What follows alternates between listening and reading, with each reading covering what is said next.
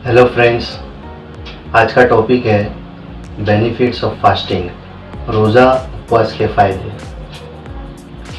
Fasting, रोज़ा, उपवास ये तीनों एक ही चीज़ के नाम हैं। लगातार कुछ घंटे या कुछ दिनों के लिए भूखा रहना, that is called fasting. Scientific community के हिसाब से कम 12 घंटा अगर भूखा रहा जाता है तभी वो फास्टिंग कहलाता है।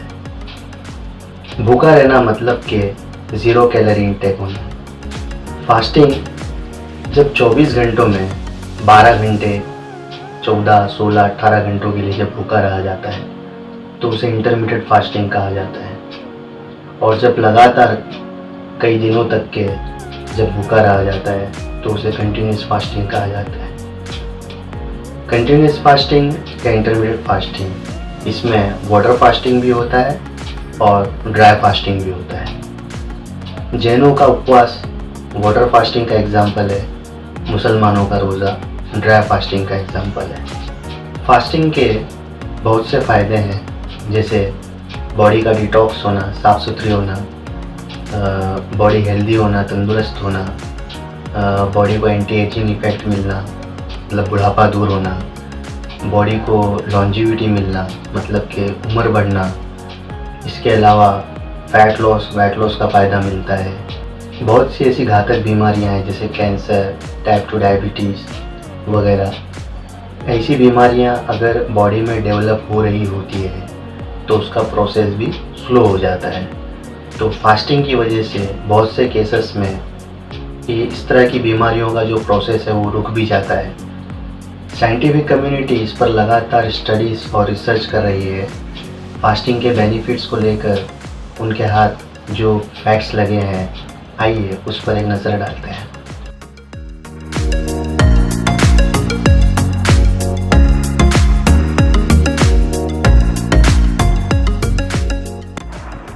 शरीर में जब इंसुलिन रेजिस्टेंस स्थापित हो जाती है तब ब्लड शुगर मसल सेल में कम स्टोर होती है और फैट सेल में ज़्यादा स्टोर होती है।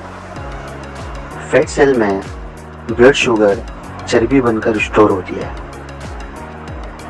इस प्रकार शरीर में चर्बी बढ़ती है। मगर इंसुलिन रेजिस्टेंस के विपरीत जब इंसुलिन सेंसिटिविटी बढ़ती है तब शरीर में चर्बी नहीं बढ़ती।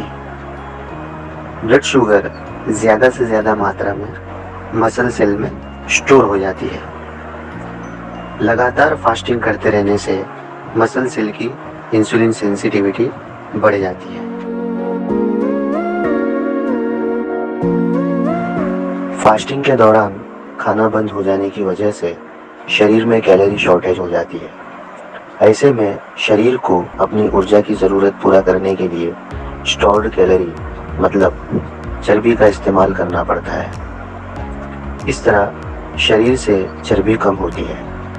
चर्बी कम होने की वजह से वज़न भी कम होता है और शरीर आकार में भी आता है।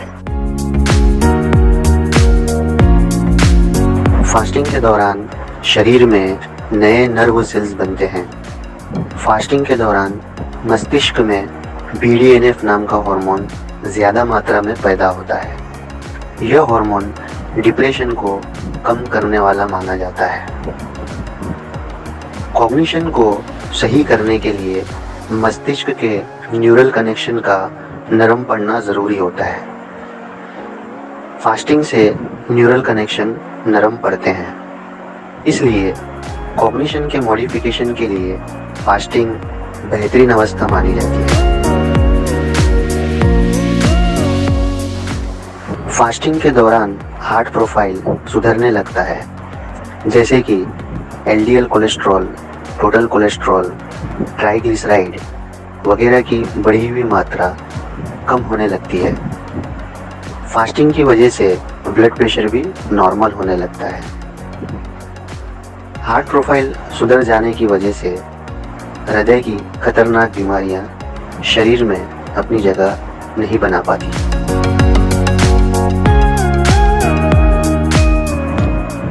जब शारीरिक या मानसिक तनाव होता है तब शरीर में फ्री रेडिकल्स पैदा होते हैं। यह फ्री रेडिकल्स मॉलिक्यूल्स शरीर के हेल्दी सेल्स को डैमेज करते हैं। यह डैमेज हुए हेल्दी सेल्स फ्री रेडिकल्स में बदल जाते हैं। यह आगे चलकर शरीर के दूसरे हेल्दी सेल्स को डैमेज करके उन्हें भी फ्री रेडिकल्स में बदल देते हैं। जब शरीर में ज़्यादा से ज़्यादा मात्रा में फ्री रेडिकल्स बन जाते हैं तब शरीर की रोग प्रतिरोधक क्षमता कम हो जाती है और शरीर बीमार हो जाता है। किंतु जब शरीर फास्टिंग अवस्था में होता है तब यह फ्री रेडिकल्स अंकुश में आ जाते हैं। शरीर स्ट्रेस रेजिस्टेंस हो जाता है और उसकी रोग प्रतिरोधक प्रणाली मजबूत हो जाती है।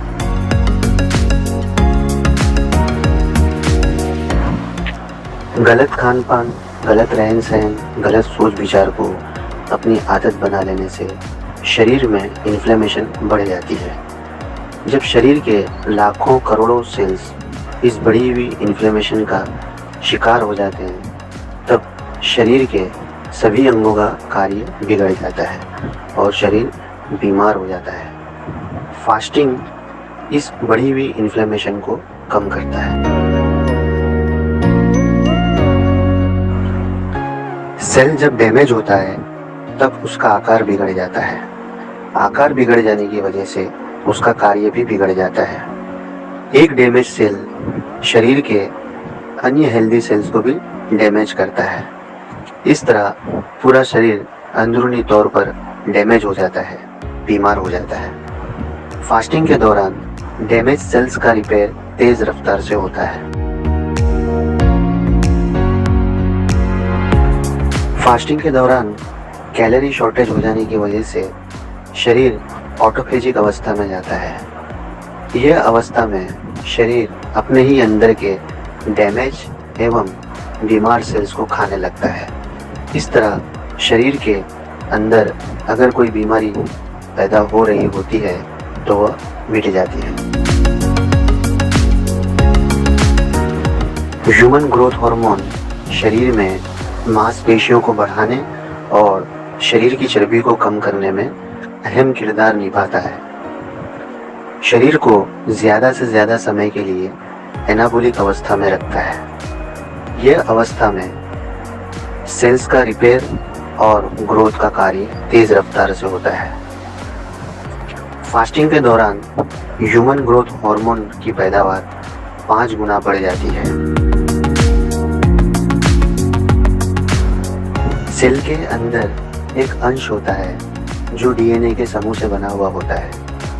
इस अंश को जीन कहते हैं। जीन में सेल के जीवन और मृत्यु संबंधित सभी इंफॉर्मेशन मौजूद होती है। इस इंफॉर्मेशन का इस्तेमाल करके शरीर सेल का निर्वाह करता है। इंफॉर्मेशन के इस्तेमाल की प्रक्रिया को जीन एक्सप्रेशन कहा जाता है। फास्टिंग के दौरान जीन एक्सप्रेशन में स्वास्थ्य एवं लंबे आयुष्य तरफा बदलाव आता है।